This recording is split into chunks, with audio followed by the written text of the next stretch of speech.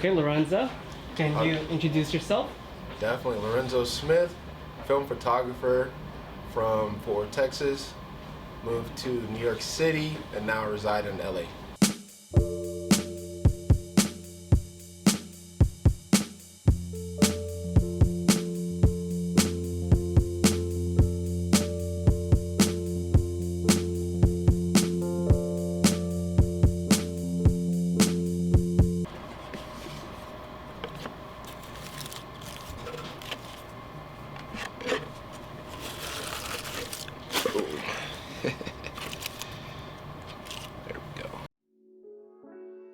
My dad used to be the party photographer, so he'd always walk around with his Minolta film camera, and everyone would get super excited when he was at the parties, taking the photos and portraits of everyone. So I was always like, I want to be like that guy, like my pops.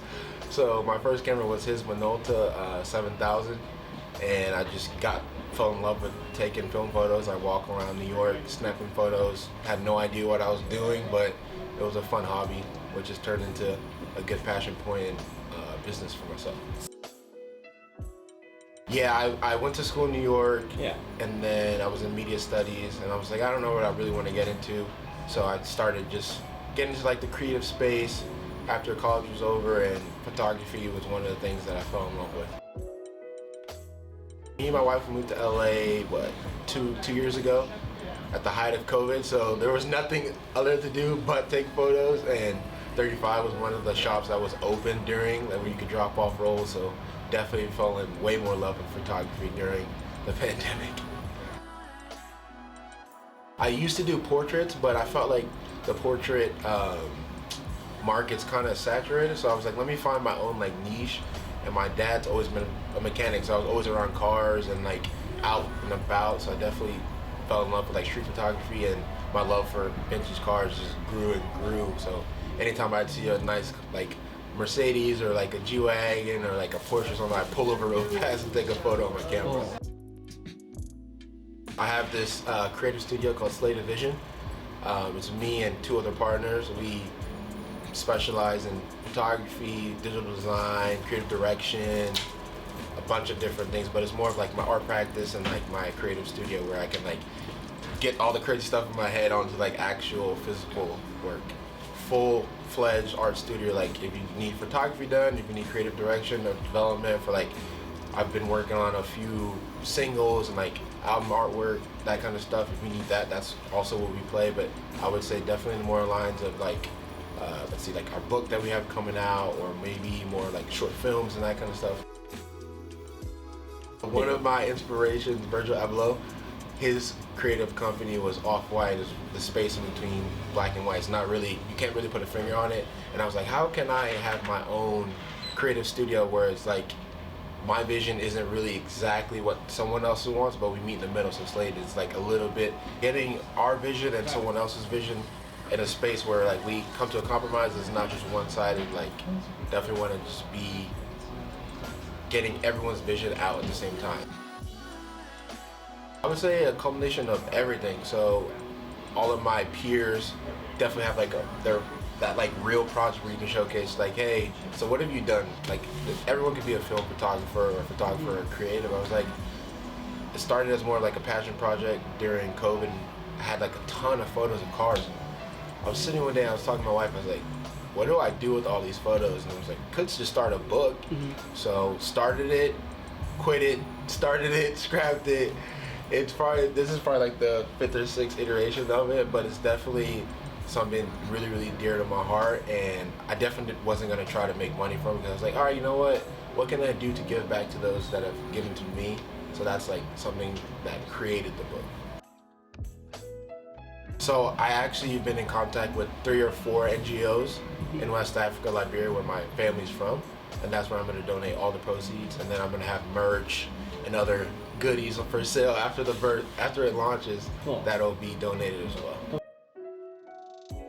Process, the start was trying to figure out who can help me put this all together, and I probably got like 60 no's from people. It's like, you're not big enough as an artist. So that was like more of like the, oh, like damn, I'm gonna have to do this myself. So from there I took like mood boards and stuff of different books and like other people that I know that publish their books, and use those as examples of how I would lay it out, and then get some boards and put my best images back to back, see how that looks in terms of like framing that stuff, and then then it shifted into like editing. From there, went into edit phase. Like I said before, then it was more selecting front and back cover. That was the hardest part. I probably changed it like 10 times, and then we went for a drive one day in Beachwood Canyon, and I saw this Mercedes that was just in the cut, and I was like, oh, this could be the photo. So I took a bunch of photos and then found one that was really strong, cropped it, and was this is it. And then the back of the book is actually me and my little sister, my older sister. We were at Universal Studios in a makeshift Mercedes, which is crazy to think about how it came full circle. Cool. And it's me and her in the back of the car, so that was a surprise. I don't even know if she knows it yet, but that's what's going to be in the back of the book. I would say just watching a bunch of videos of like my inspirations, and a lot of them always talk about like time is the most precious thing that we have, so it's like, why not be part of culture and like push that forward and let other people know like, hey, you could do a book. You don't really need a publisher or someone to help back it. It's like use whatever funds and like people you have around you as like a drive to really finish it. So for me, it was more the lines of like, I was more nervous to just put myself out there, because I've had like galleries and stuff like that, but that was just like showcasing like a few photos and stuff and just like everyone come together and celebrate. But this is definitely more of the lines of putting yourself out there for anyone to judge it. So it was a little scary in a sense of putting that out there, but it's more of just like, go for it. You never know what could happen.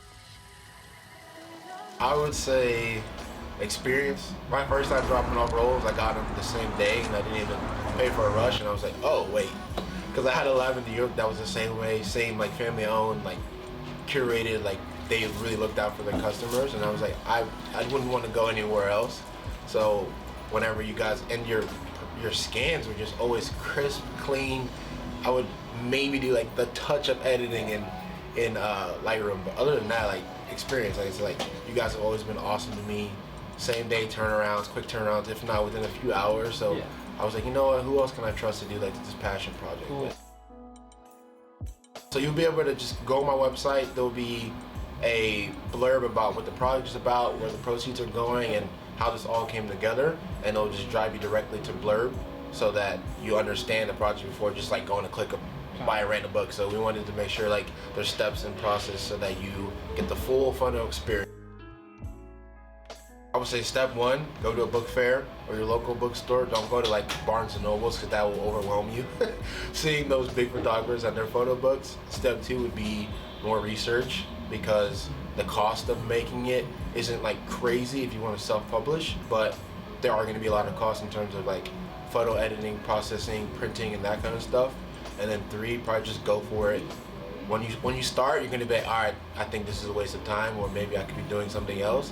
I think just go for it, complete it, and then once it's done, you see like the physical export of your work. There's no other joy in terms of like a photographer or creative, seeing that like when you do a print, it's like, oh damn, like that's like full process, and seeing that come to life. So I would say research, and then actually just go for it, put yourself out there and finish the project. I would say for the photographers out there, don't get down on yourself and compare yourself to your peers, because I used to do that all the time. I would see huge photographers like Gunnar Stahl and those type of huge names, like damn, how come I'm not there, and like I'm working just as hard, or I'm working to get to that goal. And you really just got to find your niche, and don't be down on yourself. Just keep working at it, practice, because it just takes one photo to really get yourself on the map.